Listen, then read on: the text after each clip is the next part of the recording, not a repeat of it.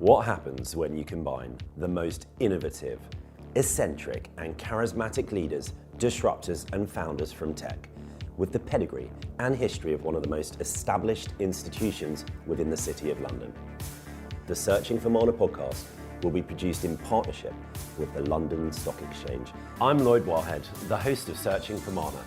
We're going to be interviewing some of the leaders, influencers and disruptors in the tech space, where I'm going to be trying to dig in and find out what's their mana, their superpower, their magic.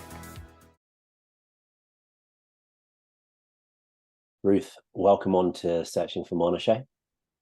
Thanks for having me. Pleasure to have you on the show.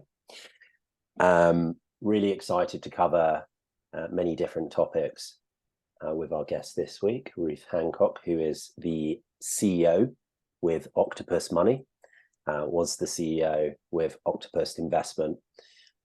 Ruth, before I try to explain the progress that Octopus is making and your involvement within it, it'd be far better if you did that. Could you just in brief explain to us the recent move and what that means for your focus, please? Yeah, great. So I'm running a brand new Octopus business called Octopus Money that we've actually created from a couple of businesses that we already had. So we're very much at growth stage rather than startup. We're a business that believes in everyone getting help with their money. So one of the things we'll probably talk about over the course of this show is I've been in and around fintech and banking for 10 years and had loads and loads of conversations with people about how they feel about money, as you do when you're launching new products and services. And people say the most extraordinary things. People say things like, oh, whenever I think about money, it makes me feel stupid, or I feel like I'm always losing, or I need help, but I don't know where to go for help. And I've come to the conclusion that the only way you can reduce the stress that people feel in managing their money is through a hybrid model of people and technology, giving people actual help to get to the money plan so they can plan for the life they want to live. So that's what Octopus Money does. We match normally employees in their workplace with a financial coach or a financial advisor, depending on how complicated their situation is, help them get to a money plan, and then use technology to help them then take all the actions they need to take to get their finances in shape. Thank you. On a mission to give everyone access to money advice from a real person, I ripped off the website. And I love it because the group that, when I'm not busy doing this show, I manage, the Mana Group, at its core, has a hiring business. And you have some really brilliant innovation from your Silicon Valley technical HR platforms.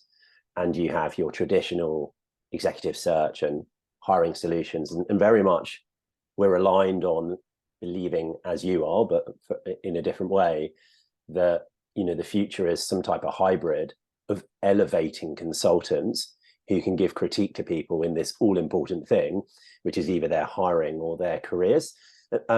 So I would like to know, because that's not what everybody's doing. There's a lot of pure play artificial intelligence plays on this right now. And, if you go through a list of where the most careers are going to be disruptive, in the investment world, we have chatbots, which has been a huge trend for 5 years or so. Almost everybody, 99% believes that's disrupting that employment space. And that is the future being built right now. I'm sure you've got a hybrid view on this, but please talk through this rationale and why you're taking that approach. Yeah, and it's a great point because we're not going to be the right answer for everyone. No one brand or model is. So actually what fascinates me is filling a gap that I don't think others want to or are filling. So there are loads of people out there who are pretty self-directed, and a digital-only model, absolutely spot on. There's that space is actually pretty nicely served. And if you get out of bed in the morning thinking, I feel pretty confident I can write a long-term financial plan, you can just go and do it. And there's then people who are fairly wealthy, have quite complicated assets, who I also think are quite well served by the financial advice industry. The bit that interests me is those people who aren't very self-directed, who when you ask them say, no, I want help, they don't really have anywhere to go at the moment. So the broad answer is, it's not, you never come into a business like this thinking this is the model that's going to work for absolutely every consumer.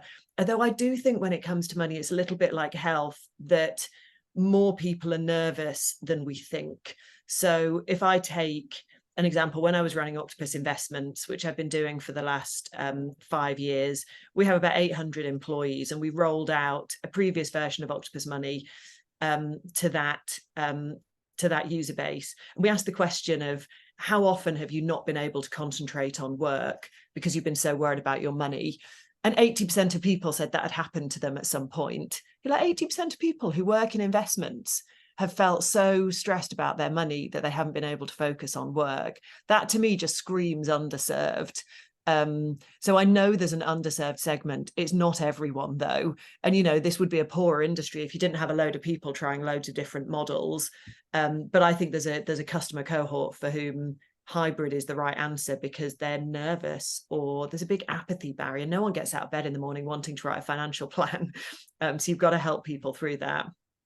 Ruth, I know some people who do, just because we work in the financial markets. But, you know, those kind of Excel spreadsheet actuarial type of individuals aside. Yeah, I mean, good on them. Good on them. Like, if everyone was like that, this wouldn't be a problem. But I think, unfortunately, they're in the minority, or maybe to focus on that that segmentation, just one layer further, so we really understand this. It's really interesting, and that does make complete sense. Let's categorize people who have sophisticated wealth as not in this segment. But the employees you just spoke about are probably quite well paid. I say well educated, but bright, sharp individuals. And so it's really concerning that they did give this feedback, and those ratios are really high. And that's not a sort of tiny sample size either. So it's compelling. Could you tell us why that was? And so I just, to preset that a little bit more, what's the reason you can't focus on work? It's because you are burying your head in the sand because you don't know how to fix something. It's because you don't want to, because it's boring, you don't want to do it. Like that layer of why they're allowing themselves to get into that situation when they're sharp. It's an issue if your finances aren't well managed, and you probably could manage them. What is that? I think it's a massive variety of things. So I think there is something in finances which is, like many aspects of life, preparation is part of the battle, because when people get stressed, it's generally when something acute happens. So that might be because they're starting a family, they're moving house, they are getting divorced, they've suffered a bereavement, and everything comes crashing together. And in that moment, there's a really acute need to understand what the right financial decision to make is. But yet what most people haven't done is done the prep before that to understand even how their assets fit together, what pension assets they have. You know, a remarkable number of people couldn't tell you either how much pension they have or where it's invested. They haven't thought how much they need for the goal they've got in their life. They haven't thought about retirement. So when that acute need happens, there's no sort of framework to put a decision in, because you don't understand pensions, ISAs, savings, your risk appetite, any of those things. And I think that's true of people, not because they're not capable of doing it, but because something gets in the way. It's the classic kind of importance versus urgent matrix that I would put long-term financial planning in the not urgent, important bucket. Yeah. And those are the things, you know, you speak to anyone in your team, what are the things that get left behind? It's the important, not urgent things. But yet those are the things that make a real difference to your productivity, to the company you work for, to your chances of long-term success. Yeah. And often you need someone to jolt you and hold your hand through that, so that then when the tough thing happens, which is normally when the stress bubbles to the surface, you've got that baseline. You can take the quick decision because you've got the plan, you understand it, you know what a pension is, you understand compounding, all of these things that most of us are intellectually capable of doing, but we've got loads of other things going on. And sitting educating ourselves is probably not what people want to spend their time doing, where 45 minutes on the phone with a coach who says, right, let's just lay all this out. People come away going, oh, God, I feel good now. It's really sort of uplifting for people to do that planning and to feel like they understand and have done that groundwork. I can really relate to this. To give the audience, a case study, let's use my family right now loosely. We have a lot of those things colliding that you've just mentioned. In our extended family, there's some people who are a very old age, and there's some planning that needs to happen, and then that makes you go into the mode of thinking for your family and the ones close to you, how should we plan all of these variety of things? And none of us are sophisticated at it, and we're all focused on all the things we've got in our kind of weekly careers. And my experience was this: seeking some advice on what the right type of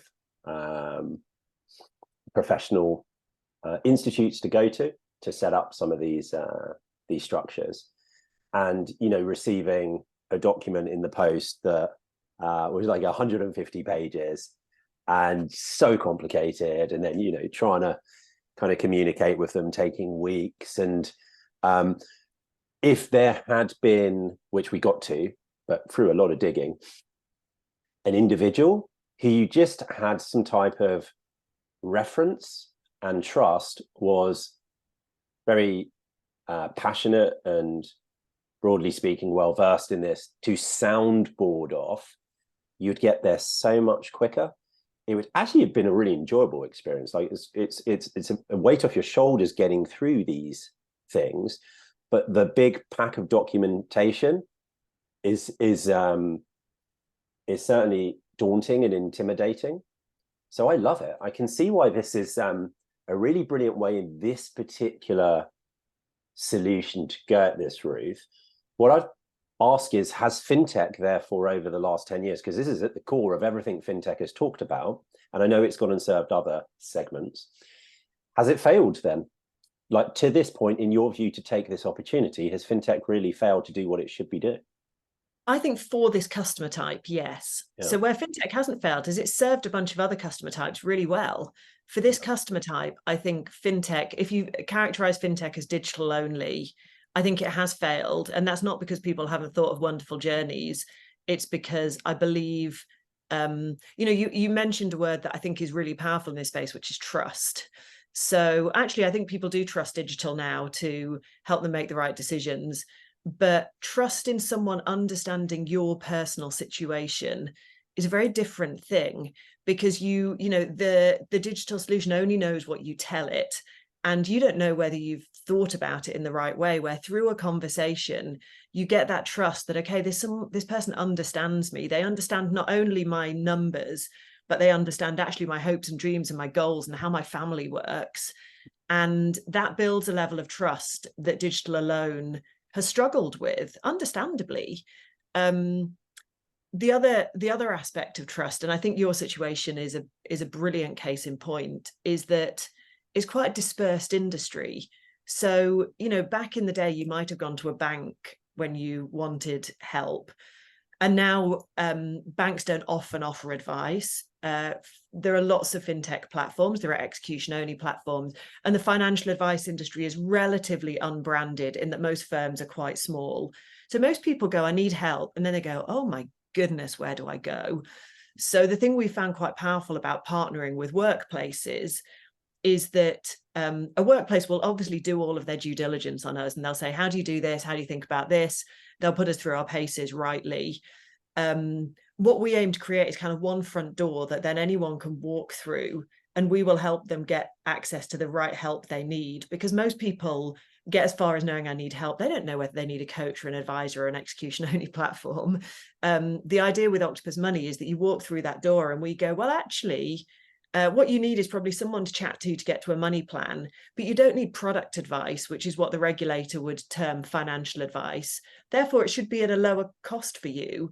Actually, someone else's situation will be really complex and there'll be tax allowances and all sorts of things to work through.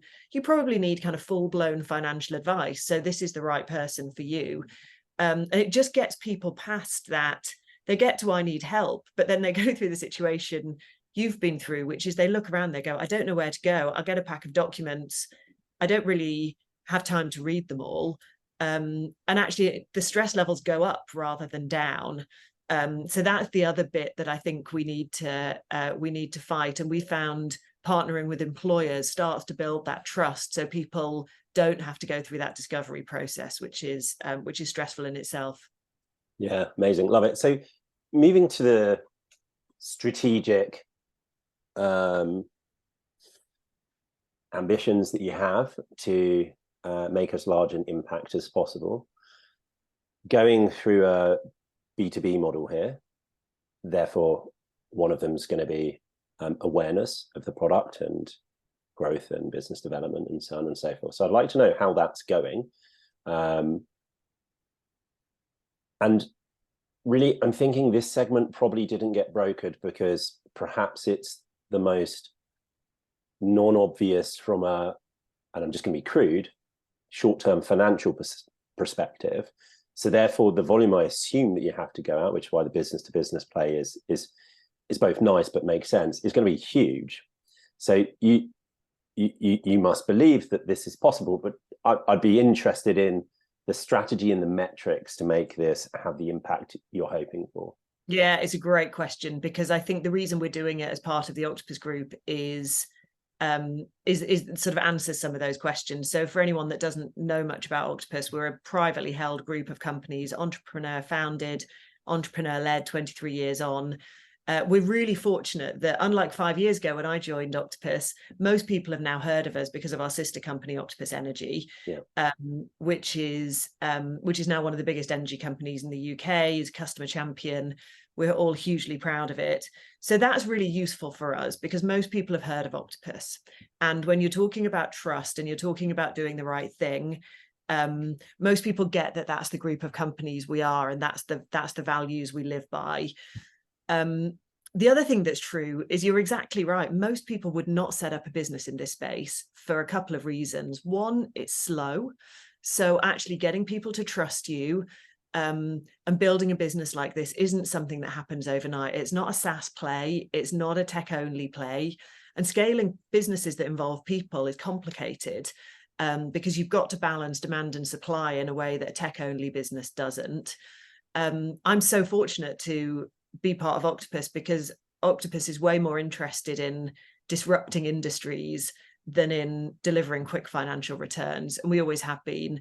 And you know, you probably wouldn't have started an energy company were that not the case, much as that's been a runaway growth story. So we're pretty patient. You know, our investments business we've built over 23 years. And that's how it's got to the scale of 13 billion under management it has now. So we get this space and we get that it takes a while, but actually what gets everyone from the founders, the shareholders, who are mainly employees, out of bed in the morning is kind of, can we make a societal difference? And we know that we have to be patient to do that because we're creating a segment that doesn't really exist. Robo exists, financial advice exists. This middle segment, which is people-led help in the mass market, doesn't exist yet. And you only do that if you're not working on a kind of 5 to 7 year VC cycle, because you're not going to crack the problem in that time. And we go into it perfectly aware of that and are in a fortunate situation that we can. Yeah, and I mean, that's so prescient over the last year and a half with what we've seen with,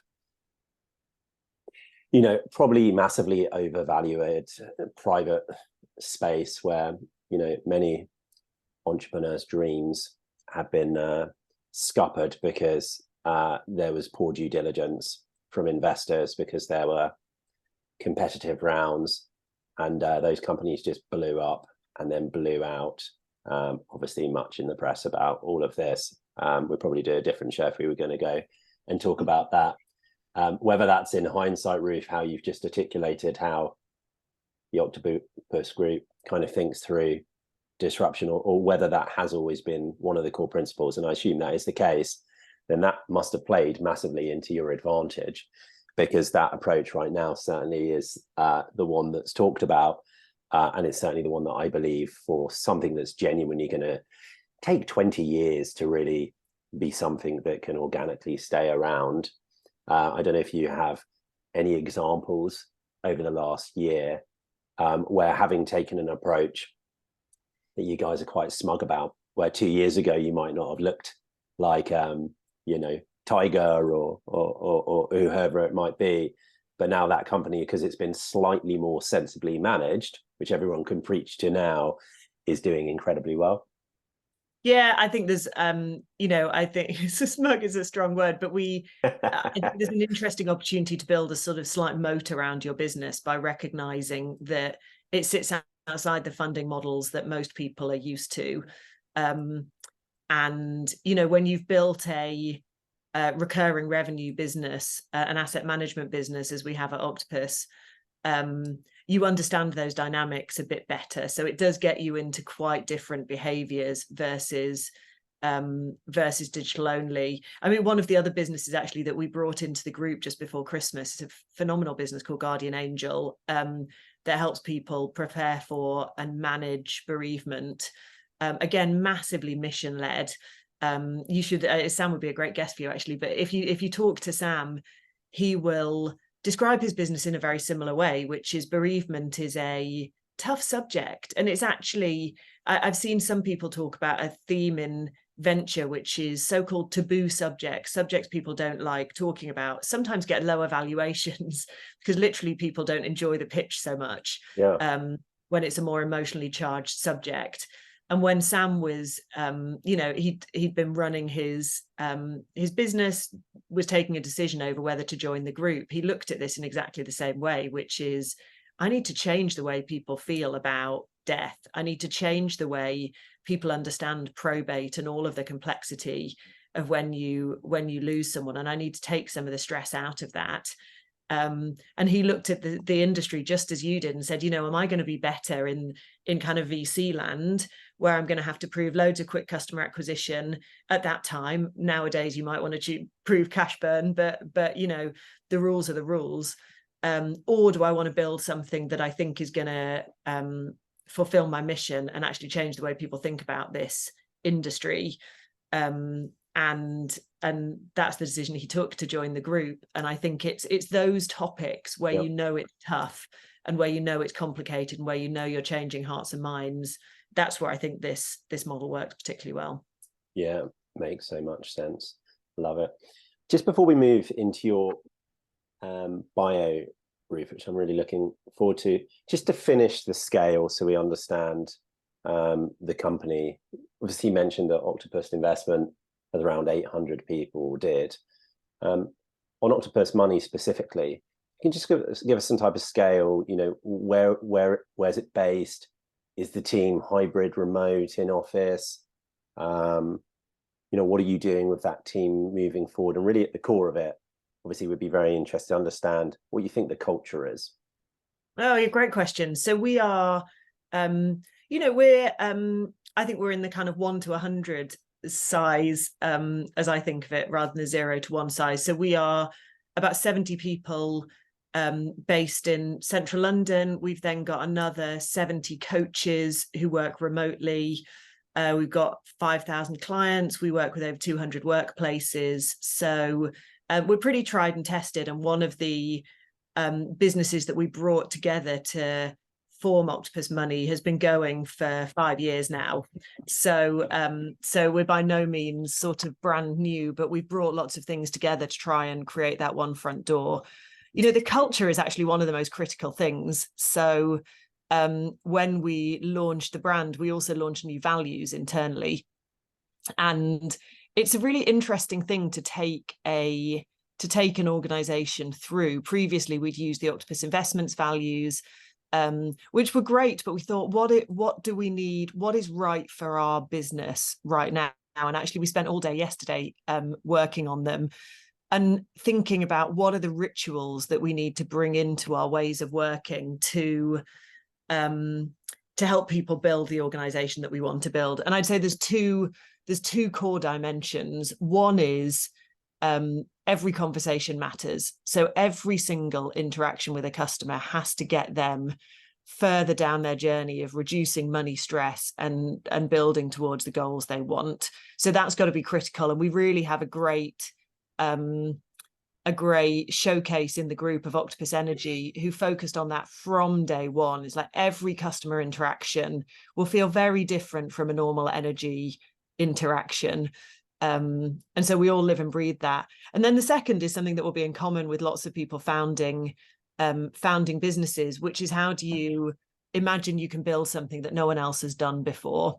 And one of the first rituals we introduced was something called Stumble of the Week, where every week at our all company, we stand up and celebrate the successes, but also the things that we've got wrong and what we've learned from them. And you know, it's one of the highlights of the week, is it can be anything from someone accidentally sending the whole company their mortgage application, which happened,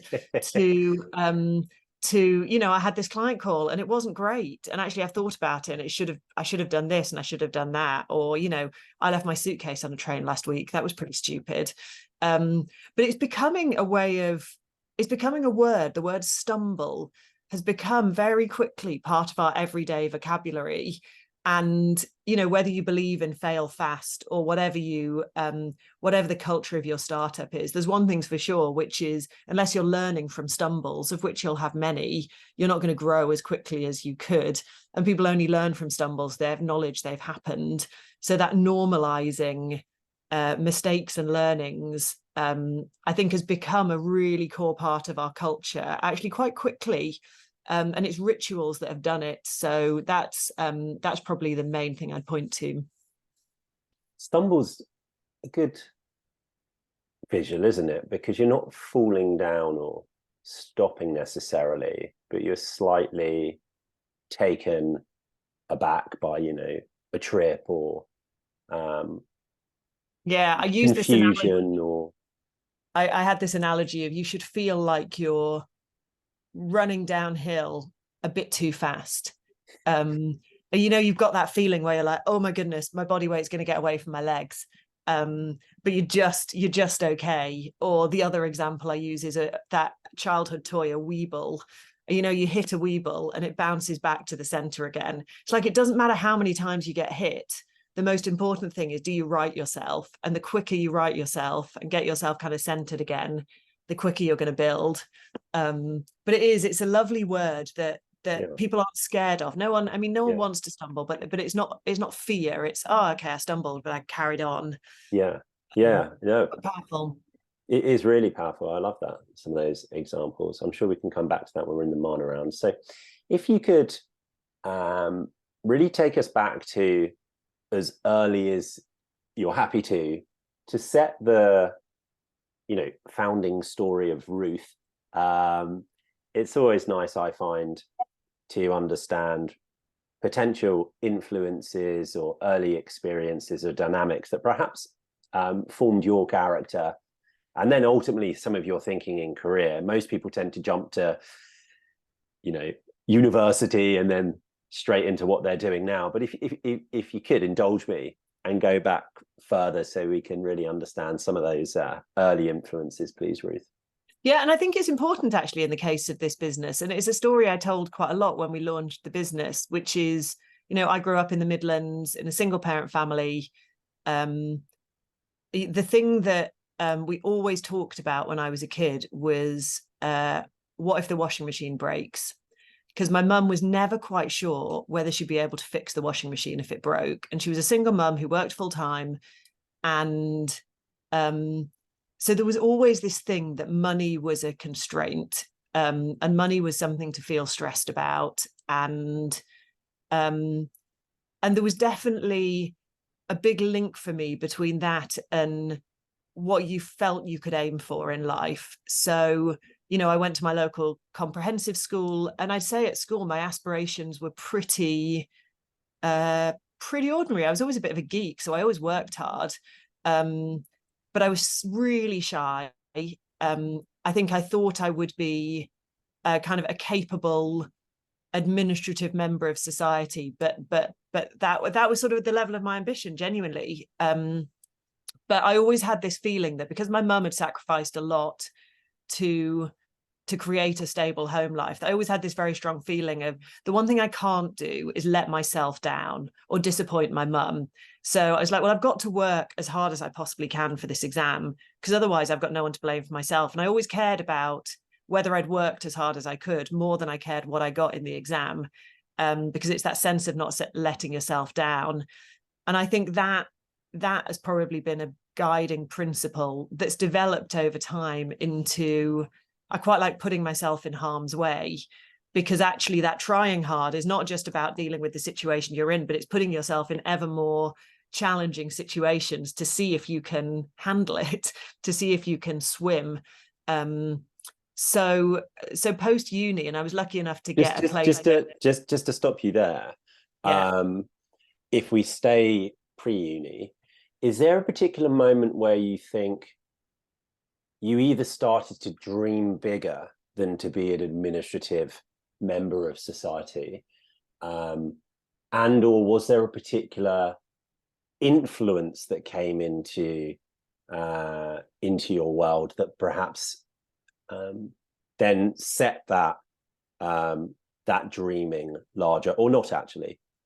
I think not until I went to uni, actually. Yeah, okay. So I think until that point, I was fortunate because I was a geek, because I always worked hard, and I had quite a good memory as a kid. So I found the standard educational system okay, and I would get good exam results. And so there's a point at which, if you're often top of your class, you think, well, that's kind of good. So I'll probably, I'm probably not going to be unemployed for the rest of my life, because I know I can pass an exam, and I know I'm going to come out with some decent A levels and all of those things. And I always worked. So I did, the jobs I did when I was at school, I was a checkout girl at Sainsbury's. I washed cars, I delivered papers, I did the night shift in a salad factory, I worked in a Volkswagen garage. So I was always doing something to earn money. That's quite a jumpy CV though, Ruth. It's quite a jumpy CV. What were you doing? I know it is quite a jumpy CV. But so I guess when I did those jobs, I figured out quite quickly that I could do them, and that I was probably going to, maybe I'd be the one that was given a bit more responsibility. But I never dreamed big until I got to uni. When you were going back home after school, then that could be so different over different eras. But you pick the time frame.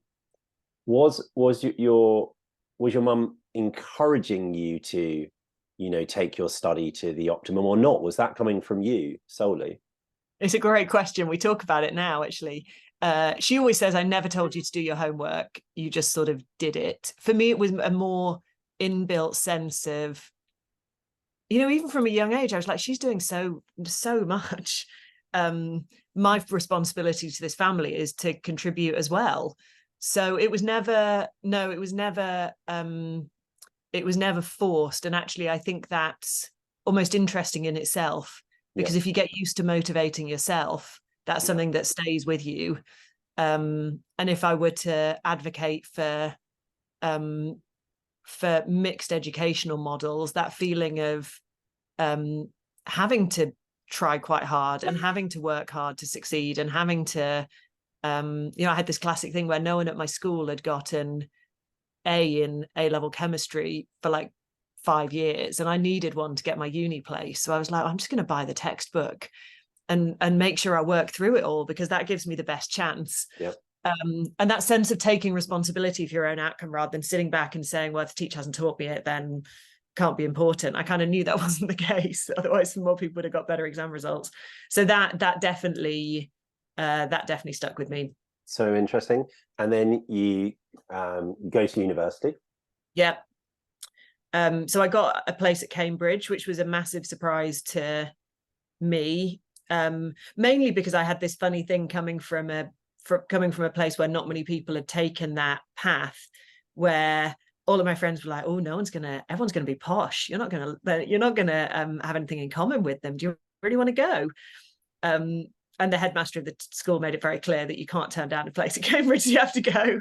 And you get there and you realize there are people from all walks of life, and what defines you is not your background, it's your personality. So you realize that it lifts you out of probably what for me was quite a narrow set of influences when I was growing up to when you get there in the first kind of few weeks or few months or first year, really, there's a scenario where you've been top of class for the reasons you've just explained, and now you're in one of the most academically successful environments on the planet. How do you take to that? Did you relish that? I mean, it sounds like you very quickly realized, oh, I can fit in here. This is more about personality. This is not all about class, or whatever that concern from your peers was. But did it make you strive to? Were you competitive to get to the top of those classes, or what can happen is sometimes, and I've seen this a lot, people can get there and go, oh God, I'm not the top of the class anymore, and actually I fell out of my depth, and suddenly then they fail as a student. What happened with your experience? Yeah, it's the thing that I remember vividly, my mum sitting me down and saying to me before I went, as a teacher, she'd seen this happen numerous times. She was like, there will come a point when you're not top of the class and you should be okay. That's not a failing. Yeah. And so I definitely heard that, but my response is always sort of the one I described before, which is it doesn't matter necessarily if I'm top of the class. It matters if I've done myself justice. Yeah. So I think I just went back to that, which is if I'm doing the best I can, what will be will be. What's not acceptable is not doing the best I can. It's not to say it's not daunting. Crikey, you go to your first. I remember going to my first supervision, which is sort of the small group session, being surrounded by people who were probably much more confident than me for a start, which was one of the big differences I think between my background and some other people's backgrounds. But also, I just had a better standard of education. Like they just learnt more before they got to that point. So at that point, you're like, geez, I remember walking out my first one thinking, this is going to be, I'm going to have to work pretty hard here. So you definitely have that feeling. But I think for me, I went back to those core principles, which is work hard, which I continued to do, and it, so long as I was doing myself justice, I managed to steer clear of feeling too overwhelmed or daunted. I think you'll be the same. Been across hiring so many people. We're obviously across hiring an infinite amount of people and trying to work out why different people come to their careers at different phases. And certainly one of the messages through this show I try to put to the market is, run your own race. Many successful people and successes in the eye of the beholder. What the perception of successes doesn't always make for a happy and productive person. So like rounded, longer term approach. But when somebody does kind of get into senior opportunities relatively quickly, why is that? And of course, there's a myriad of things, but we have this expression which is commercial maturity, and I think that basically you're exhibiting 10 out of 10 with that, to have had the level-headedness to look down on your own situation and understand that you should really be proud if you're putting your best in, and as long as you're being proactive and not just well, how could I have done better in the earlier example because no one got an A in this chemistry class? That's unbelievably commercially mature, Ruth. So we can see why then the career is, again, what we call, rising very fast. So kudos to you, and kudos to your mum as well, because it sounds like she gave lots of very wise examples. I always love it when, as I'm a parent now, you try to think through the psychology of how to parent, and whether you're playing reverse psychology or whatever it might be. And so many people who've come on the show have this situation where their parents are from academia, and those parents seem to be phenomenally good because they've got a big data set of not being the ones who are like, you must do your work. Almost always they've worked that out. but then always the student does phenomenally well. So I do want to make sure that I don't do what comes so like instinctively, which is, you know, my daughter's really like, come on, Lily, you know, you've got to be like doing all your homework, and like if this is what you need to do today, you should be preparing for the work next year, because, you know, if I become that parent, she's going to not want to do her work, or as you say, she'll only learn how to do that when being told to do it. So it's the wrong approach. That's been very useful to hear this.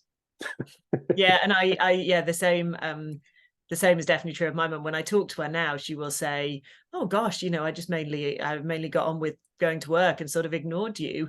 It's not completely untrue, but it gives you this wonderful role model when you're thinking about the balance of parenting and working, that I have this thing to go back to say I had an incredibly happy childhood. I've got a phenomenal relationship with my mum. She worked full time. You know, I'd walk myself home from school and let myself in and make the tea. And but actually I admire her and look up to her in a way that goes way beyond what you might expect, and you kind of can easily conflate, when you become a parent, presence with parenting. And it's really, I found it really nice to have a role model that proved that that's not the only way. Oh, you just had the police going past my place. Yeah, absolutely. Love it. So from this dizzy heights of Cambridge, and you relishing it, and not becoming intimidated, is there a moment where you could take us to where you really, and it might be later on, find what, if you believe that there was this moment, you know, you felt like a bigger mission than yourself was in your career? I started my career with that quite firmly held. So actually one of my first jobs was a consultant to public sector organizations. I always wanted to work in something that was mission driven. And actually there were probably two types of experience I'd point to that really shaped me understanding what kind of opportunities I'd enjoy. The first is mission. So I tried working to support public sector organizations. I then spent later in my career, spent a year living and working in West Africa, in Sierra Leone, working in the Ministry of Trade to sort of help, as part of a team, help the civil service understand how to govern post-conflict, which, when you've been through a horrendous protracted conflict as they had been, you realize the very machinery of government has kind of fallen apart. So I spent an incredible year doing that. And then I worked for mission-driven private organizations. And what I realized is that there needs to be more than profit for me to get excited about a role. But actually working in government and in development is quite slow for me. So I'm quite an action-oriented person, and often working in government, particularly in international development, you're an influencer. And influence for me didn't quite give me the career satisfaction that I wanted. And, you know, it takes all sorts. So works for some people, not for me. So I gravitated towards mission-driven private organizations. So that was kind of one set of influences. The other actually has been my experience of working for entrepreneurs. So my third sort of proper job, as it were, was working for a couple of entrepreneurs who'd founded a recruitment and research consultancy. I worked in the research piece. And I joined, and they were like, oh, you know, we don't really have a professional service practice. Why don't you set one up? I was probably 26 at this point. They were like, well, you know, if you make money, then you can hire some more people. And if you don't, then you've got to sack your team. And it was from that first moment, they were like, well, it's your business. Go and run it. I was like, oh, this is fun. Because actually all of that, I'm going to work really hard, I'm going to put my heart and soul into it, suddenly really pays back, because you're given the freedom to grow something. And then I found similarly when I joined as first employee for a challenger bank before I joined Octopus, same feeling, is working for entrepreneurs, getting that freedom probably gave me probably that desire to think big. You know, you said, when did you start thinking big? It definitely wasn't during my childhood. I think it was when I started working for entrepreneurs who naturally think big. It infused me with that confidence to think, well, if I've got this basis of working hard and driving myself and caring about the mission, then maybe I can think big. But I think it was the influence of entrepreneurs that got me there. Yeah, and that business where you got that first opportunity, I can speak to having a absolutely unbelievable reputation, and I love what they've done, and I'm sure you're quite responsible for building part of that, because much like what we're talking about with Octopus Money, and much like with Mana, and it's unfortunately quite rare to come across in, you know, HR services or hiring or search. They just employed a bar above the individuals who normally come into the space, for sure. They used clever, disruptive blue ocean pricing models. And it's part of their business model is quite inspiring for what we do. So, you know, then when you move on to the challenger bank that you moved on to, you actually have got such a useful toolkit of skills from all of those different environments. And you take a big role on at that point. And this is where you come to FinTech at the really exciting dawning of the neobank era in the UK. And that's something that we were right at the front globally of. I'd love to, I mean, that relates for the first time specifically to then the mission that you're on now, I think. I'd love to know, you know, at that point, what you really were doing it for, because you've been in a consultancy, it's got the things that you talked about, you've been in government, you felt that, you know, this is slow, you've got a taste of entrepreneurialism, you've built business units. Why do you go and take that challenge in a FinTech business? Yeah, it's a great question. And as with many of these things, the answer is part design and part opportunity. So it was, what year was it? It must have been 2014. So it was that real heyday of no one had set up a new bank for 100 years apart from Metro. Literally no one had got a new banking license. Yeah. And the government and the regulator were saying, we want more competition. And I happened through kind of coincidence to meet two founders who wanted to do just that. They were like, we're going to start a bank. And their pitch was always, we're going to start a good bank. And this was also the time when everyone hated their current account. There hadn't been much innovation in retail banking since the original kind of online bank boom of the sort of 2000.com era. Nothing had really changed. We'd had the financial crisis. Customers felt like they were getting a crap deal.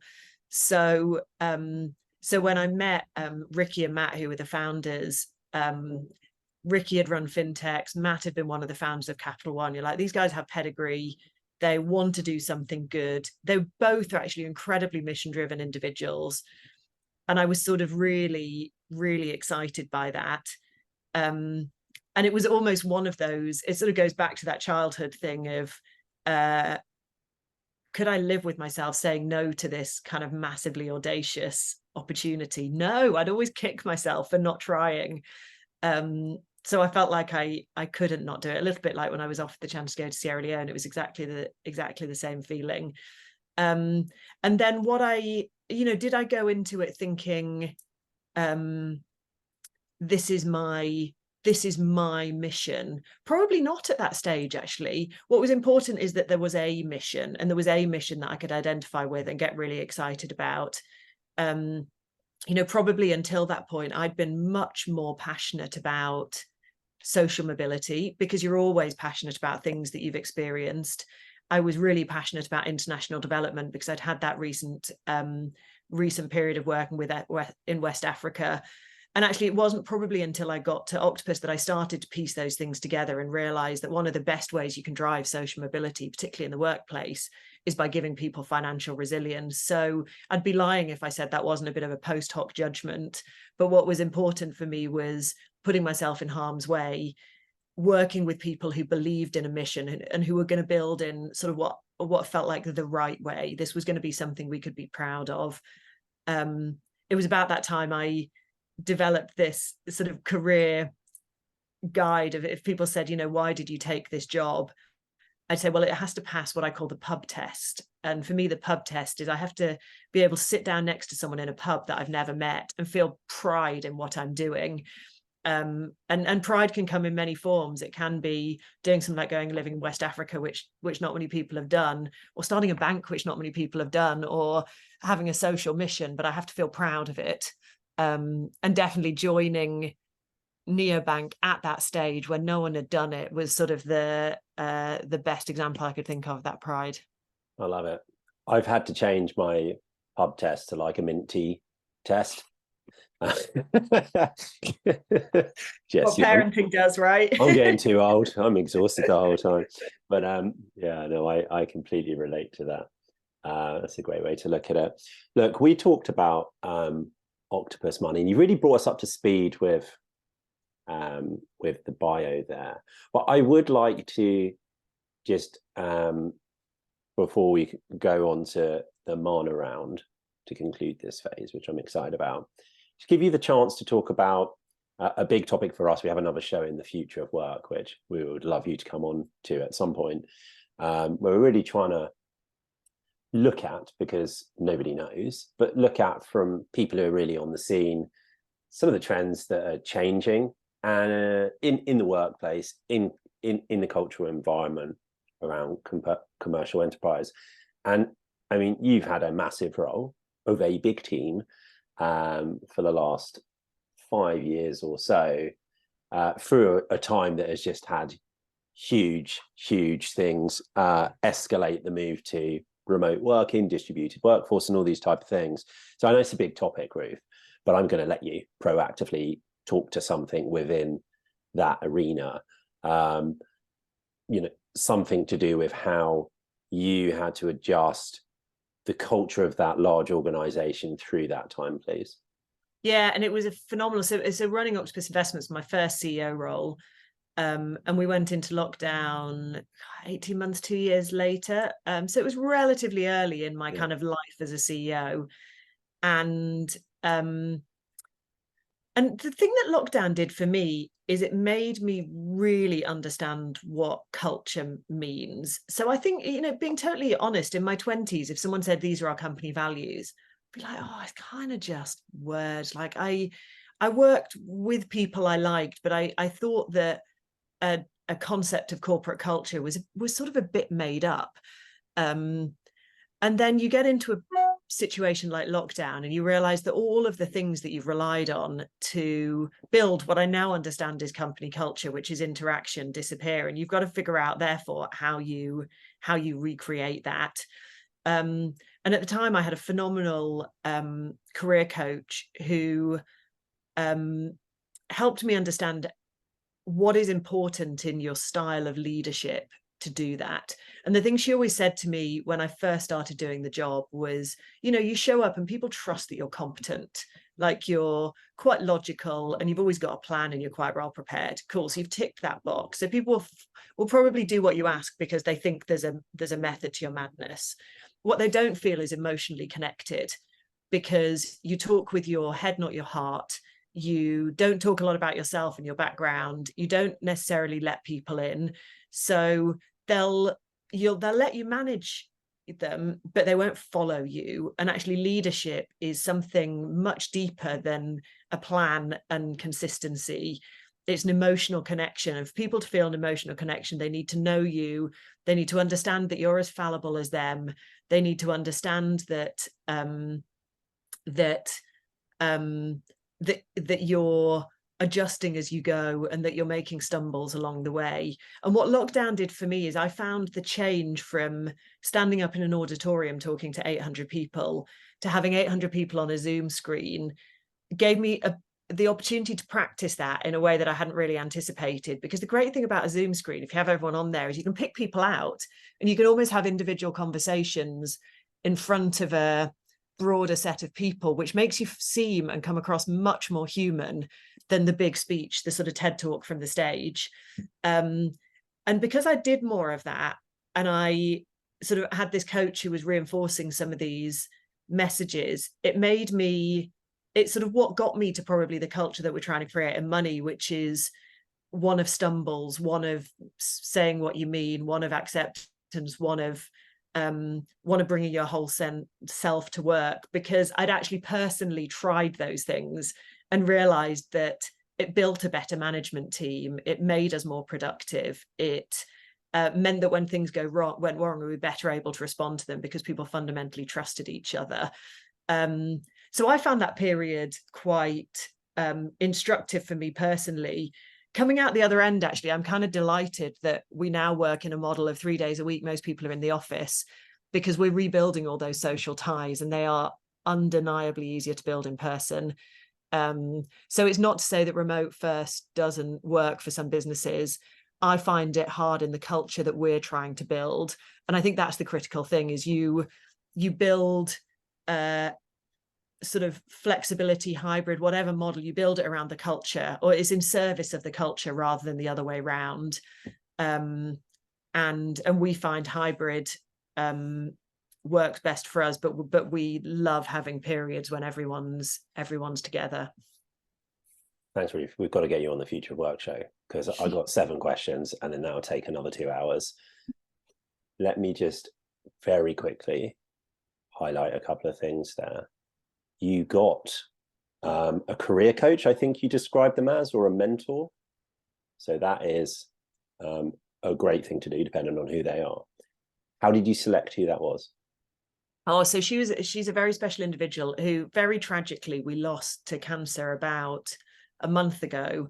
So she was head of people at Octopus, and she's one of the most phenomenal people I've ever worked with. So she was a wonderfully warm person who spoke the truth, like no no beating around the bush. And she combined those things, so you felt very looked after at the same time as someone was being totally honest with you.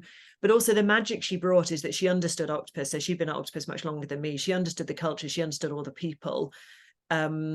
So it was the first time I'd worked with a career coach who was in the business rather than external to the business. And I'd always previously thought, well, you kind of need that safe space. You need someone who's able to bring perspective. Actually, Kirsty was able to bring perspective at the same time as being able to layer things on, because she observed you so often doing your job. So she was a very special individual, but it's brought me to a model, and I'm just putting it in place in Money, actually, where the management team share a coach, because I think someone who's able to work on relationships as well as work on you as an individual is quite powerful. And that's the thing I think made the difference for me. When you go back to in-person because you think it's more appropriate for your culture, you said you find it's much easier or quicker to make those in-person relationships, unquestionably. Why? And if you had to stay remote, could you not get to the point where that would get to that level of efficiency? I think you could. For me, it's a question of trust and friendship. So friendship isn't a word we use much in the workplace, but I think the question of do you have friends at work is one of the most powerful predictors of whether you're going to retain your team. And similarly, if someone comes to me and says, I'm not working well with this person, I say, go and sit next to them for a week and then come back and tell me whether there's still a problem. Because we're all people, and we like to put people in the boxes of their jobs role, but fundamentally we're all people. And if you spend enough time with someone, you're going to find things that you really like and things that you share. So to me, it is an acceleration, is when you're physically present and when you can sit next to someone, you can be in the flow of the conversation, you're more likely to get to trust and friendship quickly. You can do it on a screen, but those times that you spend silently in your room versus the time you spent with someone sitting next to you having a casual conversation, I think is the time that you sort of you lose. And that's why it takes that little bit longer in a remote first organization. The other thing that I think is interesting in this is the difference between individual productivity and business productivity.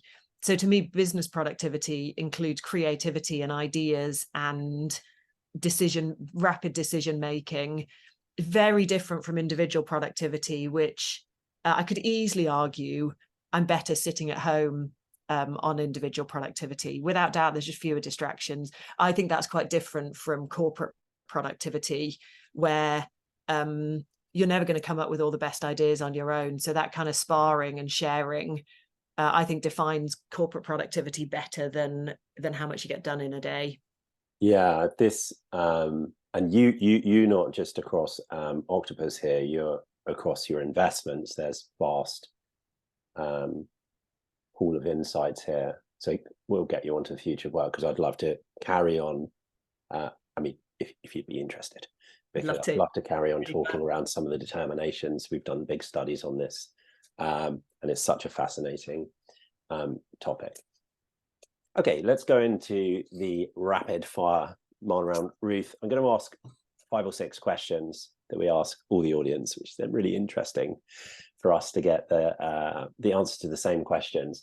Feel free to be yes or no, or very brief on the response. So if you really want to dig into something, then please do so. First question: if you could have the front page of and let us know which it is, your favorite publication, the FT, the Economist, or the Daily Mail, whichever it is, you've got the front page. What would be the message that you would put onto it?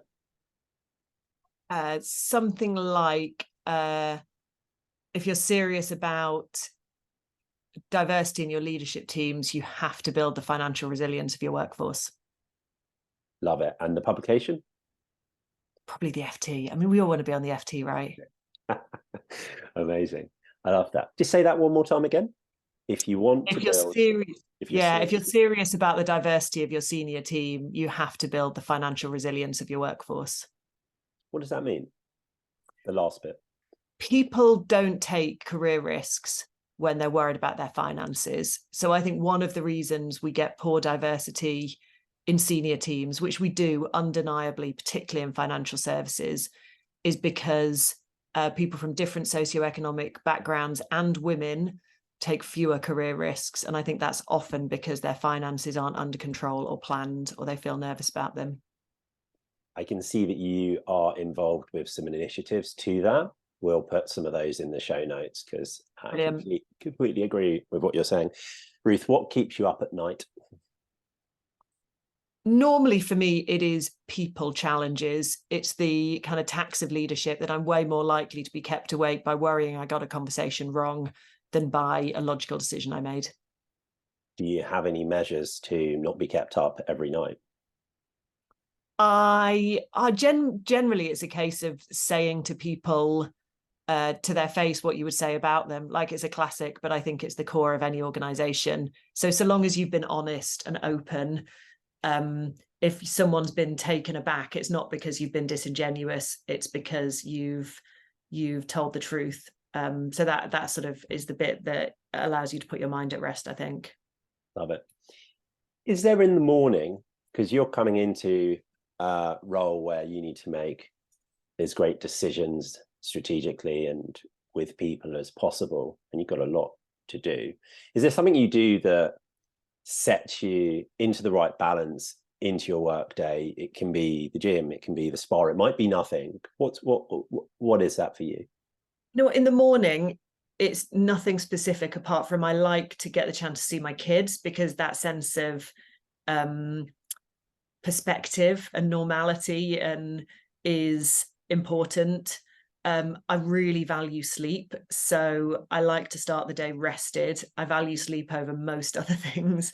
My ritual is not a morning ritual. I love running. Running is sort of my yoga or meditation. It's when I clear my head. But I tend to do that at the end of the day, just for logistics. But that's if I haven't run for a while, that's when I start to lose the plot a bit.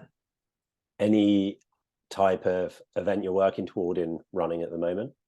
Oh, you know what? I need one. Last year, my objective, which I did, was to run 25k every week, which is quite a it's quite a forcing factor, because some days when you're busy, you're like, how am I going to find time for that extra 10k? And then the year before that, I did a half marathon every month was my so I'm going to sign up for a half marathon in the autumn, I think. But So your But daily yeah. type of run is 5-ish K then typically?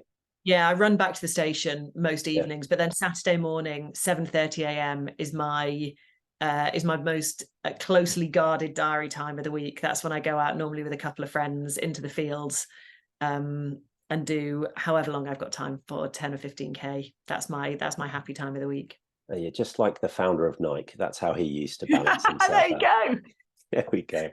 That's good. Is there a, it could be a mantra, it could be a particular book, it could be a passage of text. Maybe you created it yourself, knowing you, Ruth, that you come back to, that's the affirmation for you.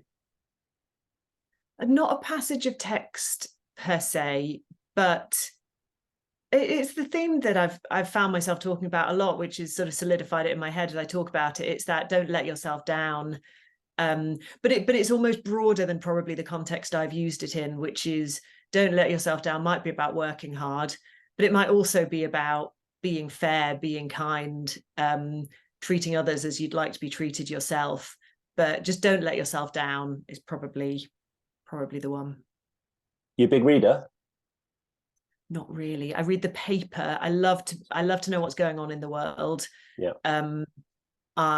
Reading is the thing that gets done on holidays because I can't quite figure out how else to fit it into my day. Any book recommendations for the audience? Oh, I mean, if you're it's not a business book, but there's a very funny book called The Echo Chamber, which is my current recommendation. It's a sort of parody on modern life, but it really made me laugh.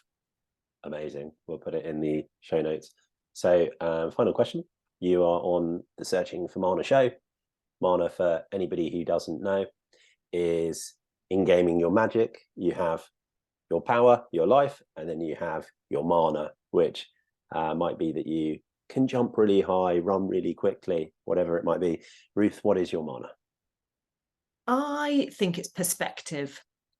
So I think the thing that I've found most powerful is understanding partly how lucky many of us are, partly how no one's going to create opportunities unless you make them yourself, but constantly opening your eyes and realizing that don't let yourself get in your own head too much and think that the world's ending. Perspective, being able to drag yourself out of that and go, this is all going to be okay if I'm true to myself.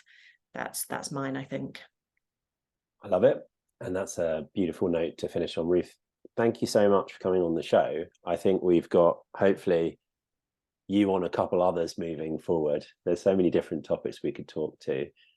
Congratulations on your success. The way that you talked through your bio and your mentality, I think, should be hopefully really inspiring for so many people listening to this. It is never a perfect journey, is it, for anybody? But there is absolute masterclasses in there. So I learn a lot myself. Thank you so much for your valuable time. Thank you so much for having me. Really enjoyed it. Thank you for joining us on this edition of the Searching for Mana podcast.